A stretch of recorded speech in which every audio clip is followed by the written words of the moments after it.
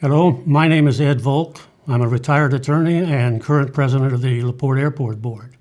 I've been on the board for a long time, dating back to the first Dennis Smith administration, which puts that back in the early 1980s, or 1970s, I'm sorry.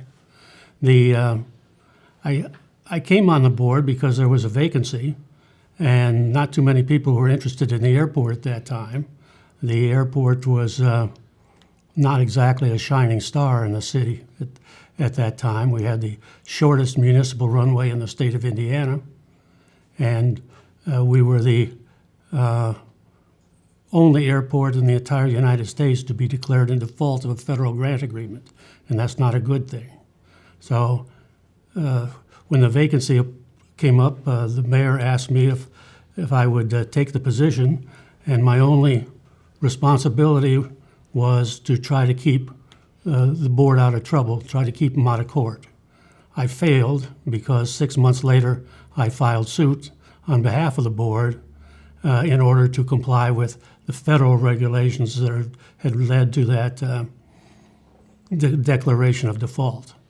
And that was a start of a 10-year process to get us out of default and thus eligible for federal grant agreements and improvements at the airport. So that was a big deal. We eventually accomplished all that, and the airport had, but it was not easy. One of the big things that the FAA required as part of the 1958 grant agreement was that County Road 250 South be closed at what was then the end of the runway. At that point in time, County Road 250 South extended all the way from Highway 35 to Highway 39 and went across what is now the southern portion of the runway. And when I say went across, it went within 100 feet of the end of the runway. It was a very dangerous situation. Sometimes cars would like to park at the end and just look. That was dangerous. Sometimes big trucks would be going by about the time people were trying to land, and because it was a short runway, everybody wanted to land on the numbers. So it was a difficult and a dangerous situation. Unfortunately, not everyone agreed that the road should be closed as a solution, and it took several years to get that job done.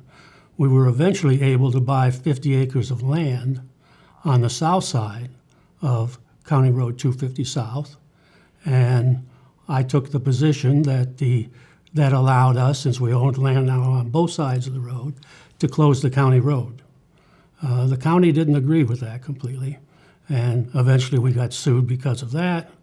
That took a while, but eventually the road was closed, and that was really the turning point at this airport to make it a viable facility, one that would get enough aircraft in, the business aircraft. And that's the reason you've got an airport in the first place. It's to assist in the economic development of the community. You don't need an airport like this if all you've got is Piper Cubs and other recreational aircraft, and I have nothing against recreational aircraft, that's fun. But to have a larger airport, you do that to serve your commercial needs. So that's how we got there. Eventually, we built this building that we're in here. That was actually kind of an adventure because the first thing we did was build the parking lot, and we had no idea at the time how we were going to get the funds to complete this building, and we were concerned that there might be a white elephant out there for a long time. Fortunately, with the help of a lot of people, including the state legislature, the Indiana Aviation Commission, the mayor, the city council, and others that I haven't mentioned, we were able to come up with the funds to get this building, and this building was completed then in 1987. So that was a big deal, because before then we had a pretty insufficient, I would say, facility over on the east side of the field. This was a big step forward. We always thought that, when I say we, the members of the airport board, the city council people, the mayor, always thought this is the front door of the community. You want to put your best face forward, and this facility has enabled us to do that. Shortly thereafter, a couple years thereafter, we converted the form of government from an aviation commission to an aviation authority. Well, what's that besides just a change of name? Well, it's actually a big deal because it is an airport commission is like any other department in the city, whether it's the fire department or the park department or the police department. They're all departments of the city. An authority becomes semi-independent. Not completely, because the mayor still appoints the members of the board, and the city council has to approve the budget.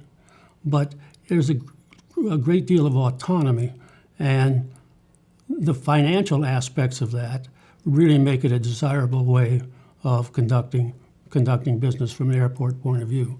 And why do I say that? Well, most people who've dealt with bond issues in cities know that cities have a 2% bond limitation. And the airport authority, throughout the state, all airport authorities have a bond limitation equal to the city or the county which creates it. So that's a big deal, and we've utilized that bonding authority a couple of different times. So that's one reason why you want to go to that authority. It also gives you more flexibility and discretion in how to construct your budget and what it's for. And of course, you're not competing against the park department or the fire department for funds, because you have a separate levy, a separate budget entirely. So that's a big deal. Without that, it's very, very difficult to progress the way you want, when you want. So we're pretty happy to have that.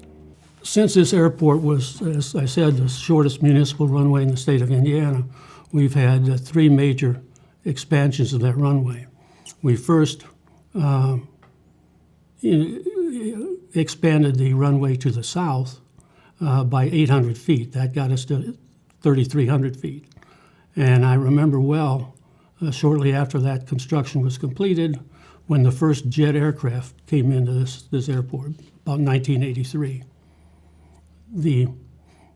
And I remember it was owned by Larkin Enterprises out of Cedar Rapids, Iowa, because they at that time owned a lot of Holiday Inns around the Midwest, including what used to be the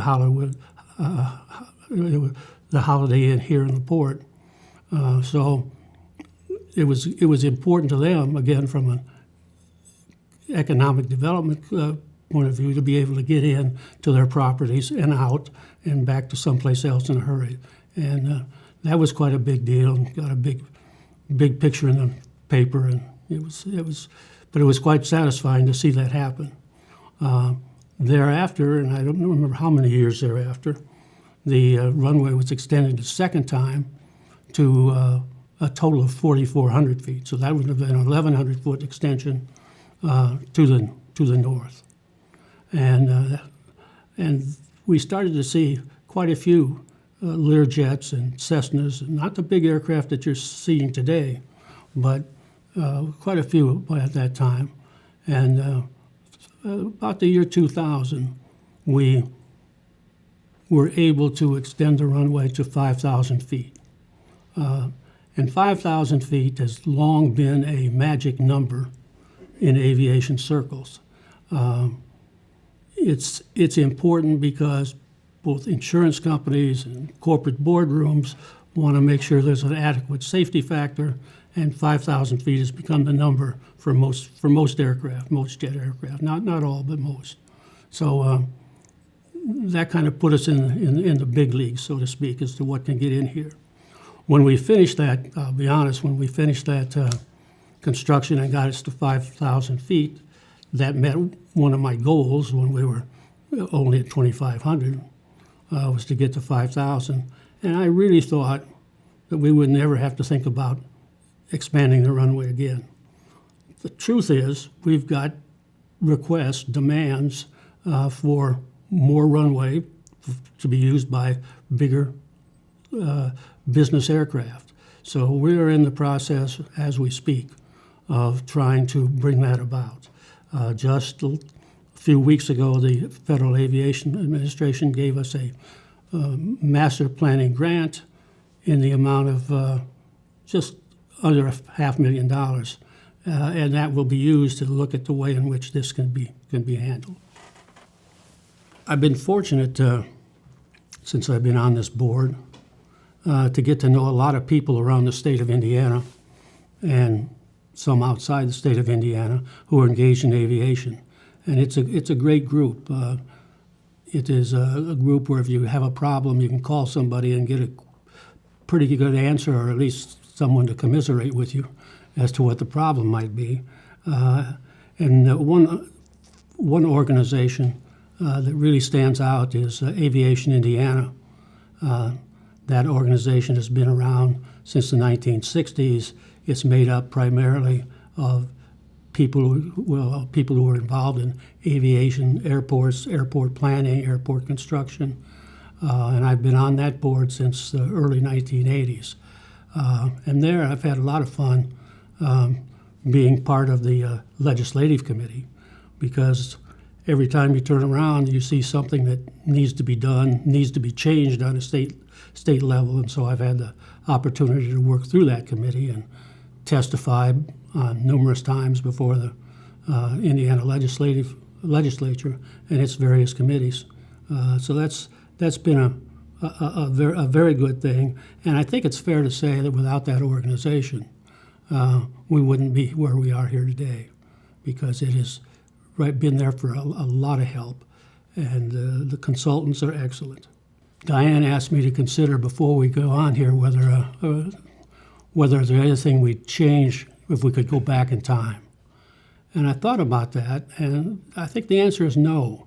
Not because we did everything right, but because generally looking backward is not very productive. And you've got the cards on the table. Those are the ones you've got to play. You can't redeal. So that's why I say we have to just keep looking forward. That's not to say you can't learn from some of the mistakes of the past, but there's nothing I'd really change. And I have to admit, after I read that book by Stephen King, 11/22/63, which involves going back in time and changing some things, it didn't turn out all that well in parts. So there are some unintended consequences that I wouldn't want to get involved with.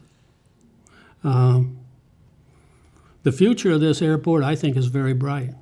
We're very fortunate that we have some very clean approaches to this airport. We can get to that 6,000 feet number that I mentioned. It's not going to be easy, and it won't happen overnight, but I think it can be done. And that's only good for the entire city of LaPorte, but not just the city of LaPorte, the whole county and Michigan City. I've always thought that aviation-wise, what happens that's good in LaPorte is good for Michigan City, and vice versa. What's good aviation-wise in Michigan City is good here. So we think we're going in the right direction, and we've been very fortunate historically here in LaPorte, because we've had fine mayors, fine city councils who've understood the importance of airports, that they are here to bring in business and make this a better community. Not all communities around the state have been so fortunate. It's always hard to determine the true economic impact of anything, I guess, but it's particularly airports.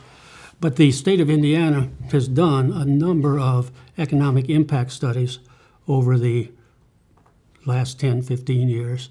The last one was done in 2012. There should have been one since then, but there hasn't.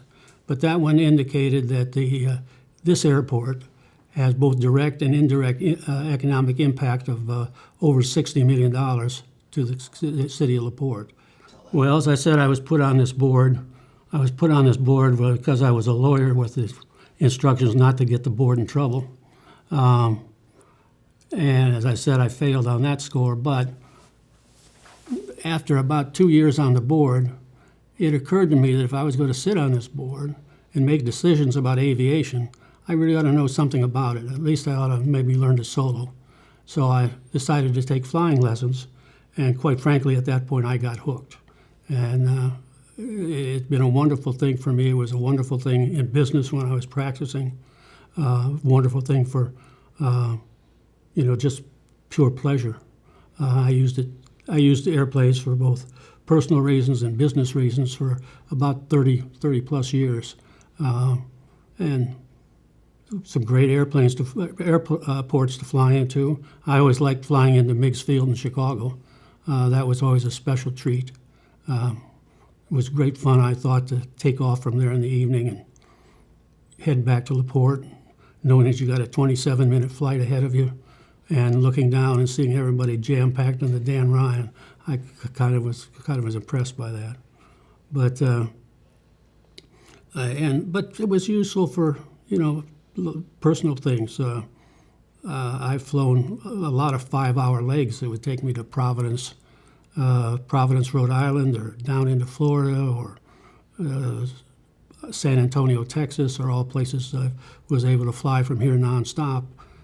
Something you can't do with a car, or you can't make that kind of progress with the airline. So I loved it and would encourage anybody to get involved with it.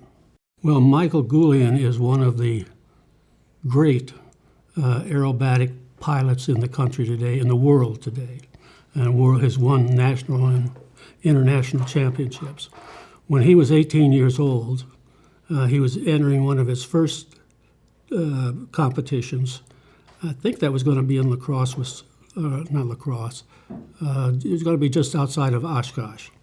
And he was looking for a place where he could come and practice that was reasonably close. So he spent a week or more here, putting on some incredible air shows. He'd get a box from the FAA and put on an air show, and became quite well known around here. And I saw him a couple of years ago up in Oshkosh. One of these years we're going to get him to come back and join us. The first event I remember that really got people aware of the fact we had an airport would have been the pancake breakfast in 1976, the first one. And I think there were about 7 or 8 people who showed up for that, and that was held over on the east side of the field, out of one of the hangars. It was didn't really have the logistics for doing it, but it was done pretty well, and done every year since then until this year, the COVID being a problem, and not being able to do it. But I always like the events that are on the field that where the community can come out. I always think of this airport not just as a place for pilots or passengers, but really as a community based event. This building is a community event. We've had a lot of different organizations that have held meetings in this building. And the aviation camp, I think, is just a wonderful, wonderful thing that we do as a community event. The Sentimental Journey that was here this summer, the B-17, another one of those community events, and it's just great to see people come out and enjoy themselves at the airport. So, and Diane's working on a scareport, trick or treat at the scareport. I think that's going to be kind of fun. So, but I think it's important that the airport be a part of the community and it be welcoming to the community. So, and I think this airport historically has done that. Any advice that you would pass along to kids or teenagers or adults if they're contemplating getting a license or getting involved in aviation? Well, of course, the problem is that it's expensive. I mean, it really is. But I think it's worth it. I would say you have to persevere at it. Don't think you can take a lesson every 2 weeks and get where you want to. 2 lessons a week is more like it. I've told several people over the years that if you really want to do this as economically as possible, you ought to buy yourself a 150 or a 152. Then you're flying your airplane, you're not renting somebody else's, and you can sell that later on, but you can, it makes learning to fly a lot easier. So that'd be my one tip.